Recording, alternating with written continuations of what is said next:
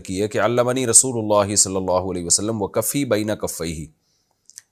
علمنی رسول اللہ صلی اللہ علیہ وسلم التشہد وکفی بین کفیہ، کہ میرے ہاتھ نبی کے دونوں ہاتھوں میں تھے اور نبی صلی اللہ علیہ وسلم نے مجھے تشہد سکھایا۔ تو اس سے نبی صلی اللہ علیہ وسلم نے گویا اپنے دونوں ہاتھوں سے عبداللہ بن مسعود کے ہاتھ کو پکڑا، تو ظاہر عبداللہ بن مسعود کے بھی دونوں ہاتھ ہی ہوں گے۔ لیکن بعض علماء کو اس پر اشکال ہے کہ اس سے تو تشہد سکھانے کے لیے ایک یعنی یہ ثابت ہوتا ہے کہ نبی صلی اللہ علیہ وسلم نے ان کو دونوں ہاتھ سے پکڑ کے تشہد سکھایا ہے، اس کا مصافحے سے کیا تعلق؟ تو مصافحے کے بارے میں جو صحیح بات ہے نا وہ یہی ہے کہ کوئی ہمیں واضح روایت نہیں ملتی اس میں کہ یقینی طور پر کوئی بات کی جائے، تو اس لیے جو ایک